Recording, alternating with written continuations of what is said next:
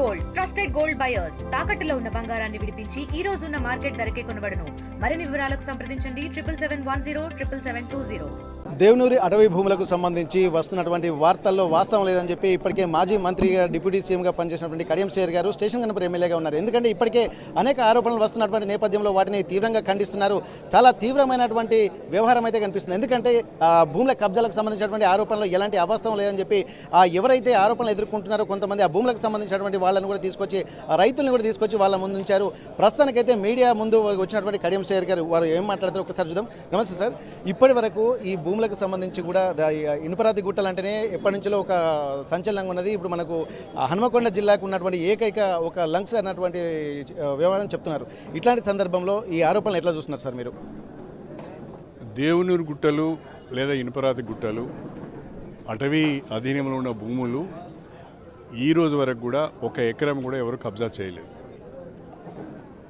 Revenue వాళ్లకు forest వాళ్లకు రైతుల మధ్యన ఒక 43 ఎకరాలకు సంబంధించిన తగాదా ఉన్నది. ఈ రైతులకు పట్టాదారు పాస్బుక్లు ఉన్నాయి. తెలంగాణ వచ్చిన తర్వాత బీఆర్ఎస్ గవర్నమెంట్ ఇచ్చిన ధరణి పాస్బుక్లు ఉన్నాయి. వాళ్ళు ఇచ్చిన రైతు బంధు కూడా ఉంది. జాయింట్ సర్వేలో 2 సార్లు కూడా ఇవి వాళ్ళ పట్టా భూములని తేల్చడం జరిగింది. డ్రాఫ్ట్ నోటిఫికేషన్లో లేకున్నా అటవీ శాఖ వాళ్ళు ఈ భూములను వాళ్ళ అధీనంలో పెట్టుకుని రైతులను ఇబ్బంది పెడుతున్నారు అనేది చాలా స్పష్టంగా అధికారులు చెప్తున్నారు. నాది లిమిటెడ్ పాయింట్.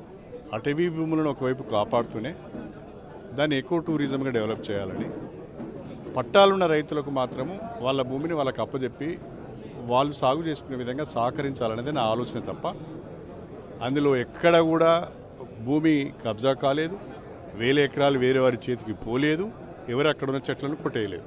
సార్, ఇప్పుడు 1000 ఎకరాల దగ్గరికి పోయింది, నిన్న వచ్చేసరికి మళ్ళీ 43-50 ఎకరాల విషయాన్ని మాట్లాడుతున్నారు సార్. దీన్ని దృష్టిలో పెట్టుకుంటే అసలు ఏం జరుగుతుందని మీరు భావిస్తున్నారు సార్? ఏం లేదు, ఒక వ్యక్తి యొక్క ప్రతిష్టను దెబ్బతీయాలని, ఆయన ఇమేజ్ని దెబ్బతీయాలని చేసే శిఖండి రాజకీయాలు ఇవి. నన్ను నేరుగా ఎదుర్కోలేక, నాతో నేరుగా మాట్లాడలేక ఒక పత్రికను ఒక ఛానల్ను అడ్డం పెట్టుకొని నా పైన దుష్ప్రచారం చేస్తున్నారు.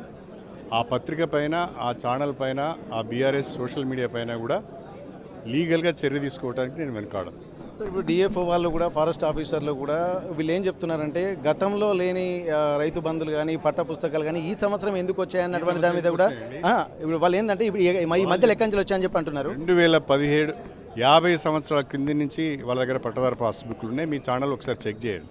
వాడెవడో చెప్పింది మీరు ఎందుకు నమ్ముతారండి? వాళ్ళ దగ్గర పట్టదారు పాస్బుక్లు ఈ సంవత్సరం ఇచ్చినాయా, వచ్చే సంవత్సరం, పోయిన సంవత్సరం ఇచ్చినాయా, 10 ఏళ్ళ కింద ఇచ్చినాయా, 50 ఏళ్ళ కింద ఇచ్చినాయా, అవి మీరు చెక్ చేయండి. 2017 నుంచి రైతు బంధు వస్తున్నది అంటే దాదాపు 7 ఏళ్ళ నుంచో 8 ఏళ్ళ నుంచో వాళ్ళకి రైతు బంధు వస్తుంది. నేను ఇప్పించింది కాదు కదా అది. అప్పుడు ఎమ్మెల్యేగా రాజయ్య గారే ఉన్నారు కదా. కాబట్టి ఇవన్నీ కల్పితాలు, దుష్ప్రచారం. అటవీ భూమిని ఎవడు ఆక్రమించుకుంటలేడు.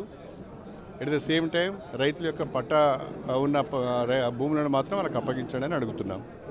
అంతే తప్ప ఇది ఇష్యూ అంతా లిమిటెడ్. 43 ఎకరాలకు సంబంధించిన తగాదా ఇది. ఆ తగాదా రైతుల మధ్యన ఉన్న ఫారెస్ట్ డిపార్ట్మెంట్ మధ్యన ఉన్నది. అది పరిష్కారం చేయమంటున్నాం, అంతే, వేరేం లేదు. సార్, ఇప్పుడు ఈ అంశం ఎట్లాగో మీ మీ పరిధిలో ఉంది కాబట్టి, మీరు నియోజకవర్గ పరిధిలో ఉంది కాబట్టి, ఇప్పుడు ఒక 14 సంవత్సరాలు మంత్రిగా పనిచేసిన నేపథ్యంలో ఇప్పుడు దీన్ని ఒక పర్యాటకంగా కూడా ఇప్పుడు దాన్ని పరిరక్షణ దృష్టిలో పెట్టుకొని మీరు ఏం చేయాలనుకుంటున్నారు? ఇప్పుడు దీన్ని దృష్టిలో పెట్టుకొని అటవీ శాఖకు 1967లో 3750 ఎకరాలు డ్రాఫ్ట్ నోటిఫికేషన్ను ఇవ్వండి అని ప్రతిపాదించడం జరిగింది. అది ప్రతిపాదన స్టేజ్లోనే ఉన్నది. ఇంతవరకు డ్రాఫ్ట్ నోటిఫికేషన్ ఇవ్వలేదు. ఇప్పుడు దాని డ్రాఫ్ట్ నోటిఫికేషన్ ఇప్పించి ఆ మొత్తం భూమిని అటవీ శాఖకు అప్పచెప్పి అక్కడ ధర్మసాగర్ రిజర్వాయర్ని కూడా కలుపుకొని దేవనూరు గుట్టలను ధర్మసాగర్ రిజర్వాయర్ని కలిపి ఎకో టూరిజం ప్రాజెక్ట్ తయారు చేయాలని చెప్పి ముఖ్యమంత్రి గారికి, ఇన్ఛార్జ్ మినిస్టర్ గారికి కూడా చెప్పాను. వారు ఒప్పుకున్నారు. ఒక కన్సల్టెన్సీ ద్వారా ఆ ప్రాజెక్ట్ రిపోర్ట్ తయారు చేయబోతున్నాం. అయితే ఇప్పటికీ దాదాపు దేవనూరు గుట్టలకు సంబంధించి ఇప్పుడు దాదాపు 3050 ఎకరాలు ఉన్నటువంటి నేపథ్యంలో వీటన్నిటిని దృష్టిలో పెట్టుకుని కూడా ఎకో టూరిజం ప్రణాళికలు చేయాల్సినటువంటి అవసరం అయితే కనిపిస్తుంది. కొంతమంది చెప్తున్నటువంటి అవాస్తవమైనటువంటి విషయాల మీద కూడా తనకు ఒక ఇమేజ్ ఉన్నటువంటి, తనను 14 సంవత్సరాలు మంత్రిగా పనిచేశారు, తనకున్నటువంటి రాజకీయ అనుభవం కూడా ఎవరికి లేదు కాబట్టి తనను కావాలని టార్గెట్ చేస్తున్నారని ఒక ఆలోచనలు మాత్రం చేస్తున్నారు. ఏదేమైనప్పటికీ కూడా దీన్ని ఇప్పటికి కూడా తన దృష్టికి వచ్చింది కాబట్టి ఒక ఎకో టూరిజంనే పరమావధిగా దీన్ని ప్లాన్ చేసుకుని ఇప్పటికే సీఎం దృష్టిలో పెట్టుకుని ఇప్పుడు ఒక ఈ డిపిఆర్లు కూడా రూపొందించి ఒక ప్రణాళికాబద్ధంగా ముందుకు వెళ్తామన్నటువంటి ఒక ఆలోచన మాత్రం మాజీ మంత్రిగా పనిచేశారు. అలాగే స్టేషన్ గన్పూర్ ఎమ్మెల్యే మాజీ డిప్యూటీ సీఎం కడియం శ్రీహరి చెప్తున్నటువంటి పరిస్థితి. హనుమకొండ కాంగ్రెస్ భవన్ నుండి కెమెరా పర్సన్ వంశీతో వెంకటరత్నం, RTV వరంగల్. మరిన్ని వీడియోస్ కోసం ఛానల్ ని సబ్స్క్రైబ్ చేయండి. లేటెస్ట్ అప్డేట్స్ కోసం వాట్సాప్ ఛానల్ ని ఫాలో అవ్వండి. ఆ లింక్ డిస్క్రిప్షన్ లో ఉంది.